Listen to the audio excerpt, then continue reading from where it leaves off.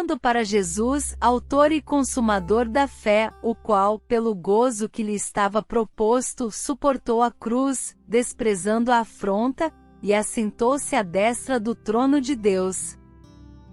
Olhando para Jesus, como um incentivo adicional, para fazer isso, o escritor aos Hebreus nos exorta a olhar para o Salvador. Devemos olhar para a sua vida santa, a sua paciência e perseverança nas provações, ao que ele suportou para obter a coroa e ao seu sucesso e triunfo final. Falou-lhes, pois, Jesus outra vez, dizendo: Eu sou a luz do mundo. Quem me segue não andará em trevas, mas terá a luz da vida. Eu sou a luz do mundo. Esta é uma bonita recomendação de Cristo, quando ele é chamado a luz do mundo, pois, como somos todos cegos por natureza, é oferecido um remédio, pelo qual podemos ser libertados e resgatados das trevas e feitos participantes da verdadeira luz. Nem é apenas para uma pessoa ou para outra que esse benefício é oferecido. Para Cristo declara que ele é a luz do mundo inteiro, pois, com essa afirmação universal, ele pretendia remover a distinção, não apenas entre judeus e gentios, mas entre os eruditos e ignorantes, entre as pessoas distintas e as pessoas comuns. Ora, se eu, Senhor e Mestre, vos lavei os pés, vós deveis também lavar os pés uns aos outros. Porque eu vos dei o exemplo, para que, como eu vos fiz, façais vós também. Vocês também devem lavar os pés uns dos outros.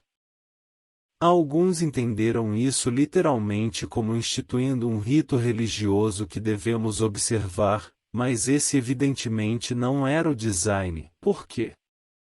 Não há evidências de que Jesus pretendia que fosse uma observância religiosa, como a ceia do Senhor ou a ordenança do batismo.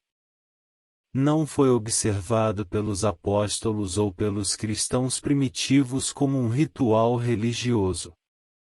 Era um ritual de hospitalidade entre os judeus, uma coisa comum e bem conhecida e realizada por servos. O desígnio manifesto de Jesus aqui é inculcar uma lição de humildade, ensiná-los pelo seu exemplo que eles deveriam condescender com os mais humildes ofícios em benefício de outros. Eles não devem se orgulhar, ser vaidosos e não querer ocupar um lugar baixo, mas considerar-se como servos um do outro e dispostos a fazer amizade entre si de todas as maneiras. E, especialmente, como deviam ser fundadores da igreja e muito honrados, ele aproveitou a ocasião para alertá-los contra os perigos da ambição e ensiná-los, por um exemplo que eles não podiam esquecer, do dever de humildade. As minhas ovelhas ouvem a minha voz, eu as conheço e elas me seguem. Minhas ovelhas, a minha igreja, meu povo, aqueles que têm o verdadeiro espírito de meus seguidores. O nome é dado ao seu povo porque era uma ilustração que seria bem entendida em um país repleto de bandos. Há também uma semelhança impressionante, que ele passa a declarar, entre eles. Ouça a minha voz. Eu os conheço.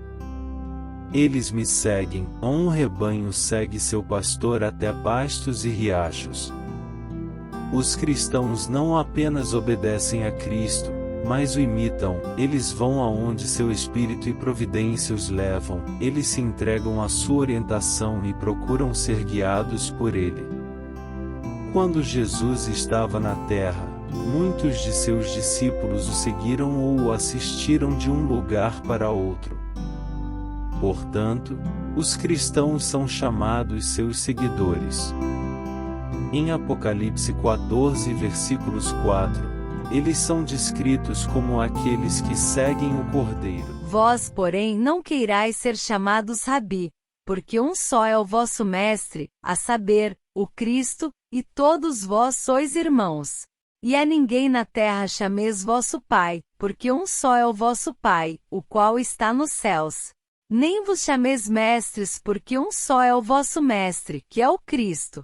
O maior dentre vós será vosso servo. E o que a si mesmo se exaltar será humilhado, e o que a si mesmo se humilhar será exaltado. Porque quem nisto serve a Cristo agradável é a Deus e aceito aos homens. Não sejais, e Jesus proibiu seus discípulos de buscar tais títulos de distinção. A razão que ele deu foi que ele próprio era seu mestre e mestre. Eles estavam no mesmo nível, eles deveriam ser iguais em autoridade, eles eram irmãos, e eles não deveriam cobiçar nem receber um título que implicava uma elevação de um acima do outro, ou que parecia infringir o direito absoluto do Salvador de ser seu único mestre e mestre. A direção aqui é uma ordem expressa para seus discípulos de não receberem esse título de distinção. Eles não deveriam cobiçar isso, eles não deveriam procurá-lo, eles não deveriam fazer nada que implicasse um desejo ou uma vontade de que isso fosse acrescentado aos seus nomes. Nas corridas de um estádio, todos correm, mas bem sabeis que um só recebe o prêmio. Correi, pois, de tal maneira que o consigais. Não que já a tenha alcançado, ou que seja perfeito, mas prossigo para alcançar aquilo para o que fui também preso por Cristo Jesus. Irmãos, quanto a mim, não julgo que o haja alcançado, mas uma coisa faço, e é que esquecendo-me das coisas que atrás ficam, e avançando para as que estão diante de mim, prossigo para o alvo, pelo prêmio da soberana vocação de Deus em Cristo Jesus. Obtido, ou seja, um perfeito conhecimento de Cristo, e do poder de sua morte, e comunhão de seus sofrimentos, e conformidade com sua morte. Ou que já seja perfeito, ou já estou aperfeiçoado, isto é, coroado com a guirlanda da vitória, minha jornada concluída e a perfeição absolutamente alcançada. A imagem é a de um percurso de corrida. Paulo estava perto de alcançar o prêmio.